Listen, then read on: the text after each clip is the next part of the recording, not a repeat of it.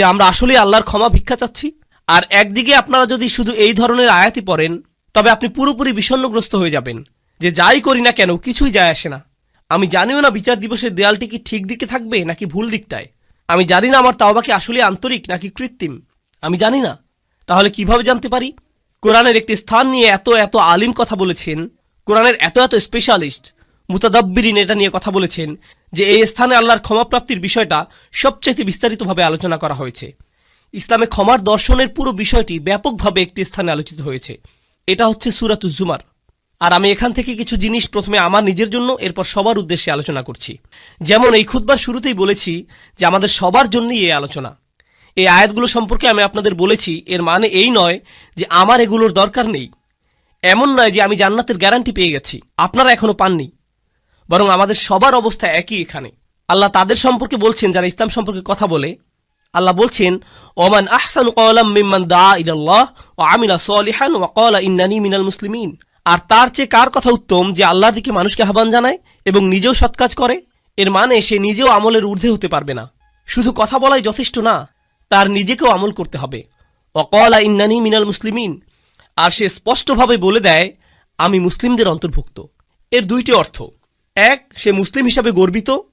আর দুই, সে নিজেকে অন্যান্য মুসলিমের চাইতে উত্তম মনে করে না, সে নিজেকে বেশি ভালো মনে করে না। তাই আমরা সবাই একত্রে, সবারই একই অবস্থা।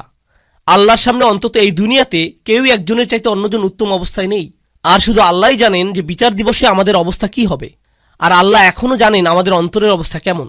যে আয়াতটি দিয়ে আপনাদের বলতে চাচ্ছি এখানে, তা আশা দিয়ে শুরু হয়। এটা গুরুত্বপূর্ণ, কারণ আমাদের দিন আশা দিয়ে শুরু হয়, ভীতি প্রদর্শন দিয়ে নয়। এটা সাবধানবাণী দিয়ে শুরু হয় না। যদিও আমার খুতবা তাই দিয়ে শুরু হয়েছিল, কারণ আপনাদের অনেকেই ছোটবেলা থেকে সবচেয়ে বেশি যেটা শুনে বড় হয়েছিলেন তা হচ্ছে ইসলাম ভয় প্রদর্শন দ্বারা পূর্ণ। আমাদের দিনে অনেক ভয় দেখানো হয়েছে। এটা করলে আল্লাহ তোমাকে ধরবে। বাচ্চাকাল থেকে বাবা মা এটা বলে আসছে, তুমি হারাম কিছু করলে আল্লাহ তোমাকে অনেক শাস্তি দেবেন, এই ধরনের শাস্তি, জাহান্নামে ওই ধরনের শাস্তি, এই শাস্তি। এগুলো কোত্থেকে শুরু হয়? কুল। নবীজিকে বলতে বলা হচ্ছে কুল, ওদেরকে বলে দিন। এই কুলটি গুরুত্বপূর্ণ, কারণ মুসলিমদের জন্য তখন আশার বাণী তাদের রাসূলের মুখ থেকেই শোনা জরুরি ছিল সাল্লাল্লাহু আলাইহি সাল্লাম। আর এই সুন্নতের ধারাবাহিকতা রক্ষায় আমরা এই আশা কিন্তু শুধু কিতাব থেকেই পাই না, বরং যারা রাসূল সাল্লাল্লাহু আলাইহি সাল্লামের উত্তরাধিকার বহন করেন তাদের কাছ থেকেও আশা পাই। এই লিগ্যাসি বহনকারী হিসাবে আপনি আমি, আমাদের উচিত ছিল অন্যদের আশার বাণী শোনানো। এই কুল শব্দের মধ্যেই, এই কুল শব্দটির মধ্যেই এই বিষয়টা সন্নিহিত। কুল ইয়া ইবাদিয়াল্লাযীনা আসরাফু আলা আনফুসিহিম। তাদেরকে বলে দিন আমার বান্দারা, আমার দাস, আমার বান্দা যারা নিজেদের বিরুদ্ধে চলে গিয়েছ। আরবিতে ইসরাফ মানে সীমা অতিক্রম করা, উচিতের বাইরে চলে যাওয়া। যদি আপনি বেশি খেয়ে খাবার গলা পর্যন্ত চলে এসেছে এমন অবস্থা হয়, তাহলে আপনি খাদ্য গ্রহণে ইসরাফ করেছেন, বেশি খেয়ে ফেলেছেন। যেখানে বেশি খরচ করা উচিত নয় সেখানে অতিরিক্ত খরচ করে ফেললে আপনি খরচই ইসরাফ করেছেন। প্রতিশোধ নিতে গিয়ে কারো উপরে চরের বিপরীতে যদি 10 গুণ চর দিয়ে বসেন, তাহলে আপনি প্রতিশোধ গ্রহণে ইসরাফ করলেন। ইসরাফ মানে বাড়াবাড়ি করে ফেলা। আল্লাহ বলছেন আমার বান্দারা যারা নিজেদের বিরুদ্ধে বাড়াবাড়ি করে ফেলেছ, তারা অনেক ক্ষেত্রে যা করার তার চাইতে বেশি করে ফেলেছে। কিন্তু আল্লাহ বলেননি ইসরাফ কোন ক্ষেত্রে, সম্পদের ইসরাফ নাকি কথাবার্তার ইসরাফ নাকি গাফলতির ইসরাফ। ইসরাফটা কিসের এখানে, বাড়াবাড়ি কোথায় হয়েছে? আল্লাহ এটা নির্দিষ্ট করেননি, কারণ আমরা অনেক কিছুতেই বাড়াবাড়ি করি। আপনি অতিরিক্ত অলস হতে পারেন, আপনি বাড়াবাড়িভাবে রাগী হতে পারেন, আপনি অতিরিক্ত লোভী হতে পারেন, আপনি অনেক কিছুতেই বাড়াবাড়ি করতে পারেন, অনেক কিছুতে অতিরিক্ত করতে পারেন।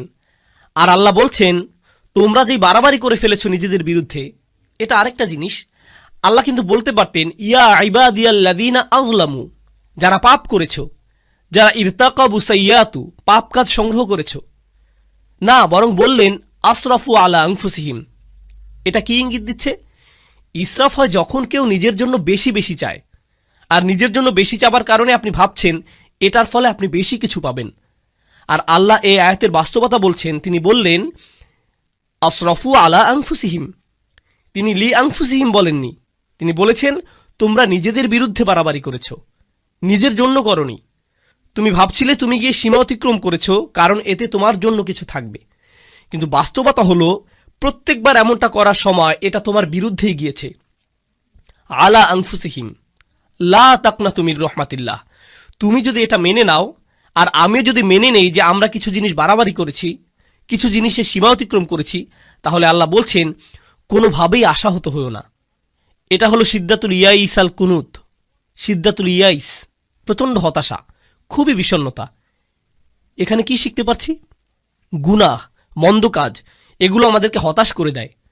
তারা এমন অনুভূতি আনে যে আল্লাহ তো আর আমাকে ক্ষমা করবেন না, আমার অবস্থা তো খুব খারাপ, তাই না? ক্ষমা চাবার অর্থটাই বা আর কি? আমি কি করছি জানেন? আমি কি কি কাজ করি সেগুলো জানেন? আপনি না জানলেই ভালো ভাই, আমি খুবই খারাপ। আর এই সময় ভাবছেন, এই সময় এসে ক্ষমা চাবার মানেটাই বাকি। আর আল্লাহ জানেন এই চিন্তাগুলো ওসব মন্দ কাজের থেকে উৎপন্ন হয়। আবার কেউ বলে ক্ষমা চাও নিয়ে আমি আর ভাবতে পারবো না। আসলে যারা ভালো মানুষ তারা তো ইস্তেগফার ইত্যাদি করে, আমি তো অনেক অনেক খারাপ কাজের মধ্যে জড়িত। তাছাড়া এসব থেকে দূরে থাকবো সেটাও না, একেবারেই আশাহীন হয়ে যাও। তাছাড়া এসব থেকে দূরে থাকবো সেটাও আপাতত হচ্ছে না। আল্লাহ বলছেন লা তাকনাতু মির রহমাতিল্লাহ, নিজেদেরকে আলাদা করে ফেলো না, আশাহত হয়েও না, একেবারেই আশাহীন হয়ে যেও না আল্লাহর ভালোবাসা, যত্ন আর ক্ষমা থেকে। আল্লাহ তোমাকে ভালোবাসা বন্ধ করেননি, তোমার খেয়াল রাখাও বন্ধ করেননি। এমন কখনোই না যে আল্লাহ তোমার প্রতি ক্ষমা দেখাতে আর আগ্রহী নন, এমন কিছুই না। আপনি নিজেকে বলেন আল্লাহ মনে হয় আমাকে শাস্তি দিতেই চান।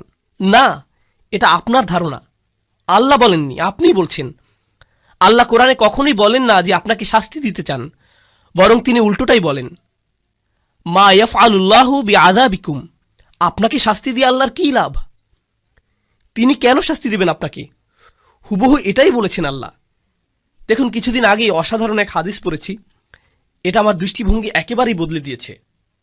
আপনাদেরকে এটা আগেও বলেছি যে আল্লাহ আমাদের সকলের জন্যই জান্নাতে ঘর বানিয়েছেন, প্রত্যেকটি মানুষের জন্যই, মুসলিম বলেন অমুসলিম বলেন সবাই, আমাদের প্রত্যেকের জন্যই জান্নাতে একটি বাড়ি বানানো আছে, আমাদের জন্যই অপেক্ষা করছে। একটি পরিবার অপেক্ষা করছে সেখানে। কেউ কেউ পরিবার বলতে বোঝেন যে তিনি আপনার আর আপনার পরিবারের জন্য জান্নাতের গ্যারান্টি আগেই দিয়ে রেখেছেন। শুধু কিছু মানুষ যেতেই চায় না, কিছু মানুষ জান্নাতেই যেতে চায় না, আর তাই জান্নাতে অনেক খালি বাসা পড়ে থাকবে যখন মানুষজন যাবে। আর আল্লাহ বলছেন এই ঘরগুলো উত্তরাধিকার হিসেবে মুমিনদেরকে দেয়া হবে। উলাইকা হুমুল ওয়ারিসুন, সেগুলোকে মুমিনদের জন্য উত্তরাধিকার হিসেবে দেয়া হবে, যারা নিজের পরিবার সহ জান্নাতে আনন্দ করতে চায়নি তাদের ঘর। আল্লাহ কোরআনে বলছেন আল্লাযীনা খাসিরু আনফুসাহুম ওয়া আহলিহিম ইয়াওমাল কিয়ামাহ, যারা নিজেদের আর নিজেদের পরিবারকেও হারিয়ে ফেলেছে বিচার দিবসে। নিজের পরিবারকে কিভাবে বিচার দিবসে হারিয়ে ফেলে? কারণ পরিবার তো অপেক্ষাই করছিল, পরিবার তো জান্নাতেই ছিল, সুন্দর এক জীবন তো ছিল ওখানে। তাই আল্লাহ আযজা ওয়া জাল্লা এই আয়াতে বলছেন ইন্নাল্লাহা ইয়াগফিরুয যুনুবা জামিআ। দয়া করে খোলা কানে এই আয়াতগুলো শুনুন। রমজানের আর যে কয়দিন বাকি আছে সেগুলোর সুযোগ নিন, নিজেদের জন্য আর আপনার পরিবারের জন্য হলেও। ইন্নাল্লাহা ইয়াগফিরুয যুনুবা জামিআ, আল্লাহ ক্ষমা করে দেবেন সমস্ত গুনাহ, সব একত্রেই। আর এটা কোরআনের একটা মিরাকল। কোরআনের সবচেয়ে বড় উপহারগুলোর একটি এই যে আল্লাহ বলেছেন জুনুব, তিনি সাইয়্যাত বলেননি। কারণ আরবিতে সাইয়্যাত হলো গুনাহ, আর জুনুব তার চাইতে ছোট। আর আল্লাহ বলছেন তিনি ছোটগুলোকেও ঢেকে রাখবেন। আসলে ছোটগুলোর নাকচ করা বড়গুলোকেও অন্তর্ভুক্ত করে ফেলে। যেমন আল্লাহ যদি বলেন আমি তোমার বড় গুনাহগুলো মাফ করে দেব, এর মানে তিনি ছোট গুনাহগুলো হয়তো বাদ দেবেন। তিনি বলছেন আমি তোমার ক্ষুদ্রতম গুনাহটিকেও ক্ষমা করব, তোমার আমলনামা এতই পরিষ্কার করে দেব যে তাতে একটুও দাগ থাকবে না, সব কিছু চলে যাবে জামিআন, সব কিছু একত্রেই। ইন্নাহু হুয়াল গফুরুর রহিম, কোনো সন্দেহ নেই তিনিই একমাত্র যিনি প্রচণ্ডভাবে ক্ষমাশীল, প্রচণ্ড ক্ষমাশীল তিনি। আর তিনি সর্বক্ষণই প্রেমময়ী, সর্বক্ষণই করুণাময়, সর্বক্ষণই যত্নশীল। এটাই ক্ষমার ব্যাপারে প্রথম বার্তা দেবার কথা ছিল। আল্লাহ সব কিছু মাফ করে দিতে প্রস্তুত, আল্লাহ আপনার সব কিছু একেবারে নতুন করে শুরু করতে প্রস্তুত। তবে সেটাই কিন্তু একমাত্র নয়। কেউ এই আয়াত পড়ে ভাবল এটাই আয়াতটির বার্তা। না না না না, দেখুন আমের বা নির্দেশ কিন্তু এখনো চলছে। তাই পরে আয়াতটি পড়ার পদ্ধতি হলো উল ইয়া ইবাদিয়াল্লাযীনা আসরাফু আলা আনফুসিহিম আনিবু ইলা রাব্বিকুম। এটা ঠিক এমনই, এভাবেই বোঝানো হচ্ছে। এর মানে হলো আমার বান্দারা, এখন যেহেতু জানো যে আমি সব কিছুই ক্ষমা করে দেব, আমার কাছে ফিরে আসো, নিজের মালিকের কাছে ফিরে আসো। এই বার্তার পরের অংশ এটাই, ক্ষমার আলোচনা ওখানেই শেষ হয়নি, তার কাছে ফিরে আসুন। তিনি বলছেন, আমি ক্ষমা করতে প্রস্তুত, কিন্তু আমার ক্ষমা বিনামূল্যে নয়। এটা অর্জন করতে তোমাকে কিছু একটা করতে হবে। আমার কাছে ফিরে আসো। আনিবু ইলা রব্বিকুম, নিজের অন্তর তোমার রবের দিকে ফিরিয়ে দাও। আমার কাছে ফিরে আসো। আনিবু ইলা রব্বিকুম, নিজের অন্তর তোমার রবের দিকে ফিরিয়ে দাও। দেখুন, আরবিতে তওবা আক্ষরিকভাবেও হতে পারে। আল্লাহর দিকে অন্তর ফিরে আসা তওবা হয়, আবার শারীরিকভাবে ফিরে আসাকেও তওবা বলা যেতে পারে। ইনাবা শুধু অন্তরের জন্য। আরবিতে ইনাবা ব্যবহৃত হয় যখন অন্তর আল্লাহর দিকে ফিরে আসে। তাই আল্লাহ বলছেন, তোমার অন্তর কোথায়? কি নিয়ে ব্যস্ত তুমি? কি নিয়ে বিভ্রান্ত তুমি? তোমার মালিকের কাছে ফিরে যাও, তিনি ক্ষমা করতে প্রস্তুত। ওয়াসলিমুলাহু, এরপর তিনি বলছেন, যেহেতু তোমার অন্তর আমাকে দিয়েছ, এখন তোমার সত্তাকেও আমার প্রতি সমর্পণ করো। ইসলামে থাকো, নিজেকে সমর্পণ করো, মান্য করতে প্রস্তুত হও। ওয়া আসলিমুলাহু মিন ক্বাবলু আন ইয়াতিয়াকুমুল আযাব সুম্মা লা তুনসারুন, শাস্তি আসার পূর্বেই এরপর আর সাহায্যপ্রাপ্ত হবে না। এখন আল্লাহ শাস্তির কথা বলেছেন, এমন না যে আয়াতে শাস্তির কথা নেই, আছে। কিন্তু শুরু হয়েছে কি দিয়ে? শুরু হয়েছে উৎসাহ দিয়ে, যে দেখো আমি সব ক্ষমা করতে প্রস্তুত, কোনো শাস্তিই তোমাকে দেয়া হবে না। তুমি যদি চাও তবে আমার কাছে ফিরে আসো, নিজেকে আমার কাছে সমর্পণ করে দেওয়া উচিত তোমার। আর তাড়াতাড়ি করো এটা। এমন ভেবো না যে অনেক সময় হাতে আছে। এমন লোকদের অন্তর্ভুক্ত হয়েও না বিচার দিবসে যাদেরকে বলা হবে তারা বাস্তুম, ভেবেছিলে তোমাদের হাতে অনেক সময় যে দেরি করলেও হবে, তাই না? এটা যেন ফি মানাতা আখারতুম, তুমি বিলম্ব করেছিলে, অনেক সময় আছে আরো, থাকুক, বাদ দাও। এই ধরনের কথাবার্তা, এমন ধরনের লোক হবে না। আল্লাহ বলছেন শুরু করে দাও, মিন কবলি। এই মিনকে বলে মিনাত তাজিল, শাস্তি আসার ঠিক আগে আগে। আমি বলছি শাস্তি হতে কিন্তু দেরি নেই, কাছেই। বিচার দিবসের কথা বললে অনেকে মনে করেন বিচার দিবস অনেক দেরি, তাই না? ইন্নাহুম ইয়ারাউনাহুম বাঈদা, তারা মনে করে ওটা হতে অনেক দেরি। অনারাহু করিবা, আল্লাহ বলছেন আমরা দেখেছি যে এটা শীঘ্রই। কিন্তু আমাদের প্রত্যেকে আমরা কখন যাব? আমরা কি ঈদের দিন আদৌ দেখতে পাবো? কে জানে? কে জানে আমরা কবে যাব? কে জানে মৃত্যুর ফেরেশতার কাছে আল্লাহ কি লিখে দিয়েছেন? আমরা পার্কিং লট পর্যন্তও কি যেতে পারবো? কে জানে? আমরা কেউ জানি না। আর আমাদের মৃত্যু হলেই মান মাতা ফাকাদ কামা কিয়ামাহু, যে চলে যায়, যেই মারা যায় তার কেয়ামত শুরু হয়ে যায়। আপনার কেয়ামতের জন্য ইয়ামুল কেয়ামা, পুনরুত্থান দিবসের জন্য অপেক্ষা করতে হবে না। 1 সেকেন্ডেরই ব্যাপার এটা। আর ফেরেশতা যখন চলে আসবেন তিনি বলবেন না, ও সরি আপনার 5টা একটা মিটিং আছে না, তাহলে পরে আসছি। এমনটা কিন্তু হবে না। যখন যাবার সময় চলে আসবে যেতেই হবে, কোনো দেরি হবে না।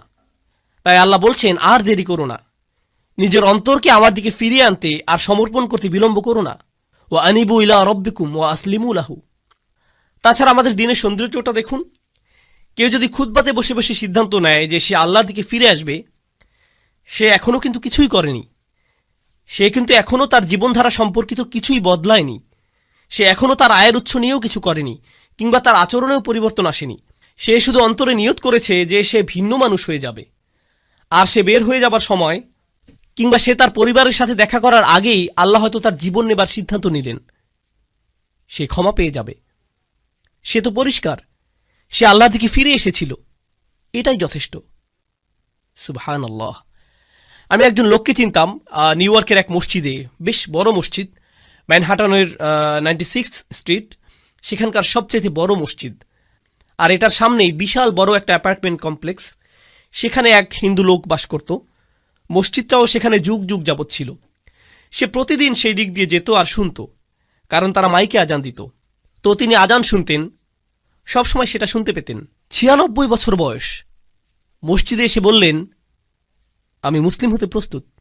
96 বছর বয়স, শাহাদা পাঠ করলেন। 2 দিন পর মারা গেলেন। 96 বছরের শিরক, 96 বছরের গাফলা। এরপর তিনি আল্লাহর কাছে ফিরে এলেন, সেটাই যথেষ্ট হয়ে গেল। সব পাপ মুছে ফেলা হলো, সকল মন্দ কাজকে ভালো কাজে পরিণত করে ফেলা হলো তার জন্য। ইন্না লিল্লাহি ওয়া ইন্না ইলাইহি রাজিউন। এটাই আল্লাহর দয়া, কারো প্রতি এটাই আল্লাহর ভালোবাসা, যে চলে যাবার পূর্বেই আল্লাহ তাদের ফিরে আসতে দেন। ওয়া আনিবু ইলা রব্বিকুম, এটা শুধু অমুসলিমদের প্রতি আহ্বান নয়, আমাদের জন্যও। আমাদেরও আল্লাহর কাছে ফিরতে হবে। এমন মনে করবেন না যে আমি শুধু খুব আধুনিকতাবাদী লিবারেলদের উদ্দেশ্যে কথাগুলো বলছি। এখানকার ধার্মিকদের উদ্দেশ্যে বলছি না, হিজাব সহ বোন কিংবা দাড়িওয়ালা সেই ভাইটির উদ্দেশ্যে না, না না না, সবার উদ্দেশ্যেই বলছি। আল্লাহ কিন্তু বিচার দিবসে আমাদের চেহারা দেখবেন না, আল্লাহ দেখবেন আমাদের অন্তরে কি আছে। আমাদের দেখতে কিছু করতে বেশি ধার্মিক ধার্মিক মনে হয়, তার মানে এই নয় যে আমরা অন্যের চাইতে ভালো অবস্থানে আছি। এটা শুধু আল্লাহই ভালো জানেন। ওয়া আসলিমু লাহু মিন ক্বাবলু আন ইয়াতিয়াকুমুল আযাব সুম্মা লা তুনসারুন। অত্তাবিউ, আদেশ এখনো চলছে। তোমাদের মধ্যে যারা পাপী, অত্তাবিউ আহসানা মা উনজিলা ইলাইকুম মির রাব্বিকুম। কি যে সুন্দর! আল্লাহ বলছেন, তোমাদের যা দেয়া হয়েছে তার সর্বোত্তমটি অনুসরণ করো।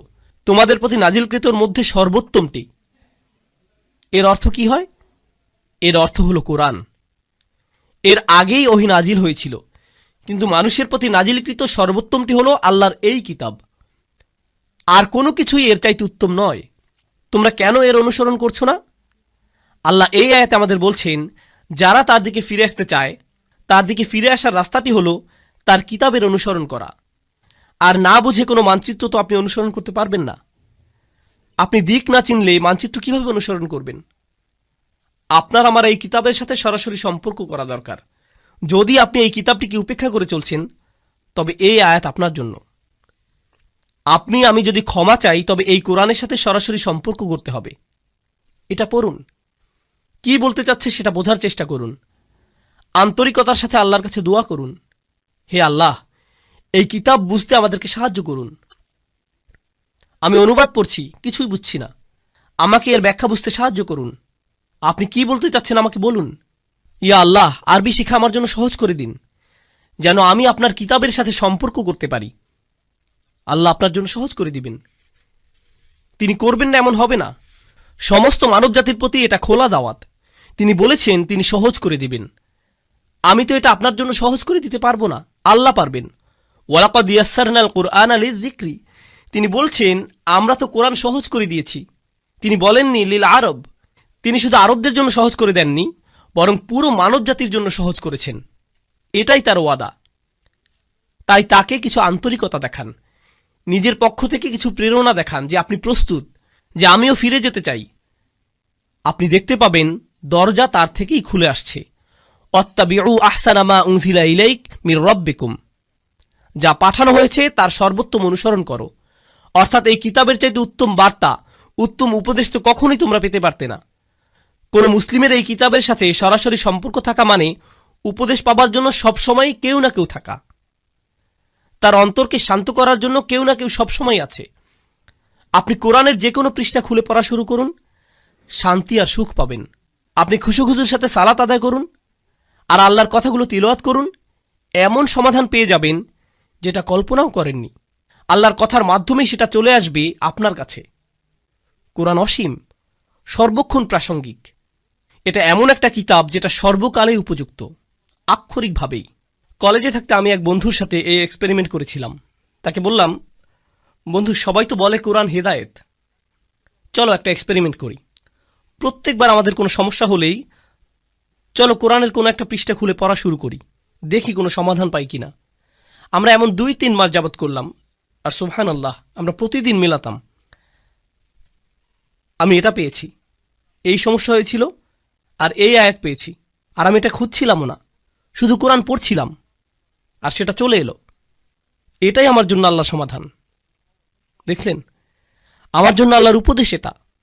সুবহানাল্লাহ, কি অসাধারণ ব্যাপার! এমনই তো হবার কথা ছিল। আমাদেরকে দেয়ার এর চাইতে উত্তম আর সুন্দর জিনিস আর কি হতে পারে, তাই না? এরপর আল্লাহ বলছেন, অত্তাবিউ আহসানা মা উনজিলা ইলাইক মির রাব্বিকুম মিন ক্বাবলি আন ইয়াতিয়াকুমুল আযাবু বাগতাতান ওয়া আনতুম লা তাশউরুন। শাস্তি তোমার উপর আসার আগেই, হঠাৎ করে, তুমি কিছু বোঝার আগেই। অন্য কথায়, যারা আল্লাহর কথাগুলো জানে এরপরেও আল্লাহর দিকে ফিরে আসার চিন্তা করে না, তাদের শাস্তি তো আসবেই। কারণ আল্লাহ তো তাদের রাস্তা দেখিয়েছেন। দেখো, আমি তোমাদেরকে ক্ষমা করতে চাই, এই যে নাও কিতাব, নাও এটা। আপনি যদি না নেন তবে আল্লাহকে এরপর দোষ দিতে পারবেন না। তাই পরের আয়াতগুলো হলো যাদের ক্ষমা নিয়ে ভুল ধারণা আছে তাদের সম্পর্কে। এটাই হলো ক্ষমার আসল বুঝ। এই রাস্তাতেই আপনার যাবার কথা। আল্লাহ ক্ষমা করতে প্রস্তুত আছেন যদি আপনি পিছনে ফিরে আপনার বাড়াবাড়ির জীবন, গুনাহের জীবন ছেড়ে চলে আসতে চান তার কাছে। আর যদি ওহির মধ্যে সর্বোত্তম ওহির অনুসরণ করতে চান, যদি তা করতে চান, তাহলে ক্ষমার দরজা খোলা আছে। তবে আপনি আশায় পরিপূর্ণ থাকবার কথা। আল্লাহ আমাদের সবাইকে ক্ষমার যোগ্য বানিয়ে দিন। এরপর অন্যদিকে যখন হঠাৎ করে শাস্তি চলে আসে, আচ্ছা দেখুন, এগুলো সবকিছুই কিন্তু বহু বচনে ছিল, আয়াতটি ছিল বহু বচনে। এর মানে কি জানেন? যে পুরো সমাজকে বলা হচ্ছে যেন ঠিক হয়ে যায় যে আমাদের একে অন্যকে আল্লাহর নিকটবর্তী হবার ব্যাপারে উৎসাহ দেবার কথা, আমাদের একে অপরকে পেছনে ফেলে আসার কথা না। কিন্তু একটি দিন আসছে, যখন সেই দিন আসবে কোনো সমাজ তখন থাকবে না। আমরা সবাই সেদিন একা হব, সবাই বলবো নাফসি নাফসি, আমি নিজে আমি নিজে। সেদিন কোনো একত্রিত পরিবার থাকবে না। দেখুন, আমরা পরিবার সহ বেড়াতে যাই, সবাই মিলে একত্রে গাড়িতে উঠি, সবাই একসাথে যাই, কিন্তু সেই সফরে সবাই একাই ভ্রমণ করবে। আপনি আপনার পরিবারের সাথে থাকবেন না, এমনটা আর হবে না। আর সেই দিনে এখন আয়াতগুলো সব এক বচনে। তাই সে বলছে, আন তাকুলা নাফসুন ইয়া হাসরাতা আলা মা ফাররাতা ফি জামবিল্লাহ ওয়া ইন কুনতু লামিনাস সাখিরিন। এই আয়াতগুলো এতটাই প্রাসঙ্গিক, আল্লাহে আমি অনেক ইমেইল পাই যাদের এমন কোনো সমস্যা, আমি তো অবাক। ১,৫০০ বছর পরেও সমস্যাগুলো বদলে যায়নি। সেদিন এমন লোকও থাকবে যারা বলবে, হে আল্লাহ, ইয়া হাসরাতা শেষের আটি ইয়াতেও রূপান্তরিত হতে পারল না, কারণ ইয়া মুচকি হাসির কাছাকাছি। লোকটি তার কারাহা, তার হুজুনের জন্য ইয়া উচ্চারণ করতে পারছে না। হায় হায়, কি অনুশোচনা আমার, এ কি করে ফেললাম আমি। এমনটাই সে বলছে, ইয়া হাসরাতা আলা মা ফাররাতু ফি জামবিল্লাহ, যে আমার থেকে যা আশা করা হয়েছিল তার চাইতে অনেক কম করে ফেলেছি। আল্লাহর উপস্থিতিতেই, আল্লাহর সান্নিধ্যেই। আপনাদেরকে বুঝিয়ে বলার চেষ্টা করছি এখানে কি বলছে। আল্লাহ শুরুতে বলেছিলেন, তোমরা শুধু বাড়াবাড়ি করো, তোমরা সীমা অতিক্রম করো শুধু, আর শুধুমাত্র সেসব জিনিসই তোমরা ছাড়াছাড়ি করো যেগুলো আল্লাহ চান যে তোমরা করো। এটাকে বলে তাফরিদ, প্রত্যাশা থেকে কম করা। আর ওই লোকটি, আয় হায়, আমি প্রত্যাশা থেকে কম করে ফেলেছি, ঠিক আল্লাহর সংস্রবে থেকেই। আর আল্লাহর সংস্রব মানে কি? ফি জামবিল্লাহ। কুরআন বলছে ওয়াসাহিবিহি বিল জাম্ব, যে আপনার পাশেই বসে আছে। জাম্ব মানে আল্লাহর ঠিক সাথেই। আপনি মসজিদের কাছেই থাকতেন, আপনি মুসলিমদের পাশেই বসে আল্লাহর কিতাব থেকে উপদেশ শুনতেন, আপনি কোরআনের তেলাওয়াতও শুনতে পেতেন, আপনার পরিবারের লোকেরা আপনাকে নসিহত দেওয়ার চেষ্টা করত, আর সবাই আপনাকে এভাবে আল্লাহর সংস্রব দিত। আল্লাহর সংস্রব মানে প্রথমত আল্লাহ নিজেই নিকটবর্তী, ফাইন্নী করিব। দ্বিতীয়ত যারা আপনাকে আল্লাহর স্মরণ করিয়ে দিত তাদেরকে দূরে ঠেলে দিতেন। আরে যা করছি যাও তো, আরে যা করছি করতে দাও তো, আমি কি করব তোমাকে বলতে হবে না, উপদেশ দেওয়া বন্ধ করো, আমার দরকার নেই উপদেশের, আমি ঠিক আছি, ভালোই আছি, আমার বাণী শোনার দরকার নেই এখন। লোকটি বলছে, হায় হায়, কি করলাম আমি কিভাবে শৈথল্য করলাম, আমি সহজেই উতরে যেতে পারতাম। এরপর সে কারণ দর্শাচ্ছে। তরুণ ভাইয়েরা, দয়া করে শুনুন, সে কারণ দিচ্ছে কেন সে শৈথিল্যতা করেছিল। সে বলছে, ওয়া ইন কুনতা লামিনাস সাখিরিন, আমি ঠাট্টা বিদ্রুপকারীদের মধ্যে অন্তর্ভুক্ত ছিলাম। আমি এই সব কিছুকে কৌতুক মনে করেছিলাম, আমি এই সব কিছুকে হাওয়ায় উড়িয়ে দিতাম। ধুর, নসিহতের প্রতি এমনই আচরণ করতাম, আক্ষরিকভাবেই। সাখির, আমি পাত্তাই দিতাম না। অনেক মানুষ আছে না আল্লাহর ক্ষমার উপর ভরসা হারিয়ে ফেলে। এই আয়াত তার পরের ধাপ বলছে, এটা যারা ক্ষমাকে পাত্তাই দেয় না তাদের কথা বলছে। তারা মনে করে এইসব মজা। কিসের জন্য ক্ষমা? ও বিচার দিবস, আচ্ছা, এটাকে তারা গুরুত্বই দিত না। এখন এই লোক বিচার দিবসে দাঁড়িয়ে চিৎকার করছে, হে আল্লাহ, কিভাবে আমি এটাকে পাত্তা না দিয়ে থাকলাম, এটাকে কেন কৌতুক মনে করলাম। এরপর দ্বিতীয় ধরনের লোক, আও তাকুলা লাউ আন্নাল্লাহ হাদানি, দ্বিতীয় ধরনের লোক বলছে, ইস, যদি আল্লাহ আমাকে হেদায়েত দিতেন। এটা আল্লাহর দোষ। তিনি যদি আমাকে হেদায়েত দিতেন তাহলে লাকুনতা মিনাল মুত্তাকিন, তাহলে আমি মুত্তাকিদের অন্তর্ভুক্ত হতাম। আল্লাহ সিদ্ধান্ত নিয়েছিলেন যে আমি বিদ্রুপকারী হব। আল্লাহরই সিদ্ধান্ত যে আমি নামাজ পড়িনি। আল্লাহ ঠিক করেছিলেন যে আমি অলস থাকব। তিনি ঠিক করেছিলেন আমি বদরাগী হব। এটা তো আমার দোষ না, এটা আল্লাহর দোষ। এটাও সে বিচার দিবসে বলছে। সে এই দুনিয়াতে মিথ্যুক ছিল, আখিরাতেও মিথ্যুক। তুমি আল্লাহর উপরে চাপিয়ে দিচ্ছ। হ্যাঁ, যেন সব দোষ তারই, যেন তারই সব দোষ, যেন তোমার কোনোই দোষ নেই। সুবহানাল্লাহ, এটা তো অন্য কারোর জন্য করো না। কেউ রাস্তায় তোমাকে আটকে দিল, আল্লাহর দোষ। এই লোক সে তো গাড়ি চালাতেই জানে না, দেখে চালাতে পারে না, তাকে ফাইন করা উচিত। তাকে কেন দোষ দিচ্ছ? নিজেকে তো দোষ দাও না, তাই না? আপনি কোনো গ্রোসারি দোকানে গেলেন, ক্যাশ রেজিস্টারে গিয়ে টাকা পরিশোধ করছেন। এখন সেই লোক টাকা ফেরত দিল না, 10 টাকা ফেরত পাবেন আপনি, সেটা সে দিল না। এই যে আমার 10 টাকা কই? সে বলল, এটা তো আল্লাহর দোষ, আল্লাহ ঠিক করেছেন আপনি টাকাটা পাবেন না। কি বলছেন আপনি? আমার 10 টাকা ফেরত দিন। অন্য মানুষদের কাজে তাদেরকে দোষ দিতে আপনি ঠিকই জানেন, কিন্তু যখন নিজের বিষয় আসে তখন বলেন, না না না, আল্লাহ সিদ্ধান্ত করেছেন যে আমি মন্দ কাজ করব। আসলেই মুনাফিক। এভাবেই চলবেন আপনি? এই অজুহাতের পেছনেই লুকাবেন আপনি? এই কথা বিচার দিবসেও বলছেন? আমি তো মুত্তাকিই হতাম যদি আল্লাহ হেদায়েত দিতেন। তিনি আমার গোমরাহির সিদ্ধান্ত নিয়েছেন, পুরোটাই আমার তাকদীর। আও তাকুল আহিনা তারাল আযাব লাউ আন্না লি কাররাতান। এরপর যখন সে শাস্তি দেখতে পেল, বলল, আচ্ছা আচ্ছা আচ্ছা, ঠিক আছে, আসলে আমারই দোষ, আমি মানছি। যখন সে শাস্তি দেখতে পেল, আমাকে আরেকটি সুযোগ দিন। লাউ আন্না লি কাররাতান, যদি আমি আরেকটি সুযোগ পাই, ফা আকুনা মিনাল মুহসিনিন, আমি তবে শুধু মুসলিম না, শুধু মুমিন না, আমি মুহসিনিনদের অন্তর্ভুক্ত হয়ে যাব। মুহসিনের সংজ্ঞা কি? আল্লাহর ইবাদত করা যেন তাকে দেখতে পাচ্ছেন। এখন আল্লাহ শাস্তি দেখার পর সে বলছে, আমি আল্লাহর ইবাদত করব যেন শাস্তি দেখতে পাচ্ছি, আমার ইহসান থাকবে, আমি প্রস্তুত। ইয়া আল্লাহ, আমাকে একবার ফেরত পাঠান, আমি খুব ভালো হয়ে যাব, আমি বদলাতে একদম রাজি আছি, শুধু একটা সুযোগ দিন, আপনি তো আর রহমান, আমাকে তো সুযোগ দিবেন। এই ধরনের কথাগুলো মানুষেরা বলবে, এসব অজুহাত তারা দেবে, কারণ ক্ষমা পাওয়ার মানে কি তারা বুঝতেই পারেনি। আর আল্লাহ তাদের কি উত্তর দেবেন? খুতবা শেষ করতে করতে বলছি, বালা, না না না, বরং উল্টো। প্রথম যেই লোকটি বলেছিল, ইয়া আল্লাহ, আমার শৈথল্য হয়ে গিয়েছে, আমি দুঃখিত, না, আপনার দুঃখিত হওয়াতে কিছু যায় আসে না। দ্বিতীয় লোকটি যে বলল, যদি আল্লাহ আমাকে হিদায়াত দিতেন তবে আমি ঠিক থাকতাম, আল্লাহ বলছেন এই যুক্তি এখানে চলবে না। বালা,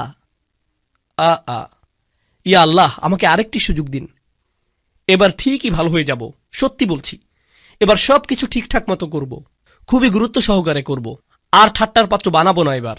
আল্লাহ বলছেন, না, সেই সময় শেষ। আমি তোমাকে বার্তা পাঠিয়েছিলাম যে আমি সব মাফ করে দিব, কিন্তু তুমি পাত্তা দাওনি, তুমি ছুঁড়ে ফেলেছিলে, সেই আমন্ত্রণে থুতু দিয়েছিলে, তুমি এটাকে কৌতুক ভেবেছিলে, সেটা তোমার দোষ, সব তোমার দোষ। আল্লাহ বলছেন, বালা, কদ জাআতকুম আয়াতি, আমার আয়াত এসেছিল তোমার কাছে, আর এটা এক বচনে। এর মানে কি জানেন?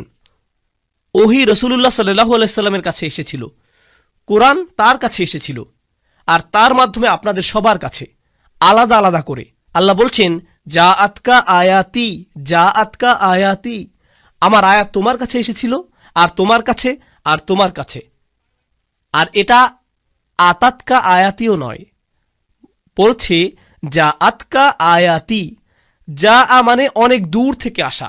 আমি সপ্ত আসমান থেকে কোরআন পাঠিয়েছিলাম, অগণিত ফেরেশতা সহ পাঠিয়েছিলাম আল্লাহর শেষ রসুল সাল্লাল্লাহু আলাইহি সাল্লামের কাছে। তিনি রক্তাক্ত হয়েছিলেন যেন তুমি একদিন কোরআন পড়তে পারো, আমরা যেন কোরআন তেলাওয়াত করতে পারি। এজন্য মানুষ জীবন দিয়েছে, মানুষ জীবন বিকিয়ে দিয়েছে, যেন একদিন মানুষ লা ইলাহা ইল্লাল্লাহ বলতে পারে, যেন একদিন কিতাবটি খুলে ফাতিহা পড়তে পারি। সে আয়াত তোমার কাছে এসেছিল, ফাকাযযাবতা বিহি, আর তুমি ভেবেছিলে এই সব কিছুই মিথ্যে, সেগুলো উপেক্ষা করেছ। অস্তাকবারতা, তুমি অহংকারপূর্ণ ছিলে, আমার বাণীর প্রতি আর আমার কিতাবের প্রতি অহংকার করেছিলে, এত দূর থেকে আসা বার্তাকে উপেক্ষা করার সাহস করেছ তুমি, এটাই তুমি ছিলে না? ওয়াকুনতা মিনাল কাফিরিন, তুমি তো সবসময় কাফির ছিলে। চাইলে এখন আল্লাহর কাছে এসে সারাদিন ধরে কাঁদতে পারো, এটাই হলো ক্ষমার প্রকৃত বুঝ। আল্লাহর আয়াত আমাদের সবার কাছে এসেছে। এই মাসে আমরা ওহী আগমন উদযাপন করি, এই মাসে আমরা বলতে পারি, ইয়া আল্লাহ, আপনার আয়াত এসেছে আমার কাছে, আমাদের সবার কাছে আপনার আয়াত এসেছে, আর আমরা এগুলোর প্রতি অহংকারী হব না, আমরা এগুলো উপেক্ষা করব না, আমরা গুরুত্ব সহকারে নেব সেগুলো। কোরআনের সাথে আপনার সম্পর্ক এই মাসেই ঠিক করুন, যেন মাস শেষ হবার পরেও সেটা চালিয়ে যেতে পারেন, সেসব মানুষদের অন্তর্ভুক্ত হন। দোয়া করি যেন আমি তাদের মধ্যে হতে পারি, যেন আপনারা তাদের মধ্যে হতে পারেন, যেন আল্লাহ আমাদের জন্য কোরআনের সান্নিধ্যে যাওয়াটা সহজ করে দেন, যত দিন যায় আরও কাছে যেন যেতে পারি, অলসতা যেন আমাদের কখনো ছুতে না পারে। এই উপহার, এই ভালোবাসা কোরআনের প্রতি যা আল্লাহ আমাদেরকে দিয়েছেন, সেটা যেন আমরা সবার কাছে ছড়িয়ে দিতে পারি, সেই দোয়া করছি। এই উপহারের মহত্ব ও গুরুত্ব যেন আমরা আমাদের সন্তানদের মাঝে ছড়িয়ে দিতে পারি, তাদের মধ্যেও যেন এই ভালোবাসা গড়ে ওঠে।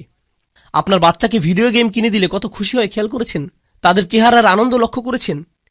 ঈদ আসছে, তাদেরকে আমরা খেলনা দেব, তখন তাদের চেহারার আনন্দ দেখেন, কত খুশি তারা, কিভাবে চিৎকার করছে। এটাকে আরবিতে ফারাহ বলে। আল্লাহ কোরআন সম্পর্কে বলছেন, ফাবিযালিকা ফালিয়াফরাহু। এই কোরআনের কারণেই তোমাদের উচিত খুশিতে উৎফুল্ল হওয়া। কোথায় সেই খুশি? কোরআন নিয়ে সেই আনন্দ কোথায়? আমাদের কিভাবে নবীজি সাল্লাল্লাহু আলাইহি সাল্লাম বলবেন, ইয়া আহলাল কোরআন, হে কোরআনের মানুষ, কোরআনের লোকজন, সেটা কোথায়? আজকেই ঠিক করার সময়। কালকের জন্য অপেক্ষা করবেন না, আজ রাতের জন্য অপেক্ষা করবেন না। কোরআনের মানুষ হয়ে যান, আল্লাহর নিকটবর্তী হবার মতো মানুষ হয়ে যান, তার ক্ষমা অর্জন করে নিন, তার আমন্ত্রণ গ্রহণ করুন। আল্লাহ যেন আমাদের সবাইকে তার ক্ষমা, তার ভালোবাসা, তার করুণার যোগ্য বানিয়ে দিন। যেন আল্লাহ আজ্জা জাল্লাহ আমাদের সবাইকে, আমাদের সন্তানদেরকে, আমাদের পিতামাতা, আমাদের আত্মীয়দের তার জান্নাতে প্রবেশ করিয়ে দিন। আল্লাহ আজ্জা জাল্লাহ যেন সকল মুসলিমদের সকল ভুল মাফ করে দেন। আল্লাহ আজ্জা জাল্লাহ যেন সমস্ত রোজা, সকল ইবাদত কবুল করে নেন, এমনকি যেগুলো ভুলে ভরা, অলসতায় ভরা, সেগুলোও আল্লাহ যেন আমাদের সবাইকে তেমন বানিয়ে দিন। বিচার দিবসে তার ছায়ার নিচে দাঁড়ানোর তৌফিক দিন।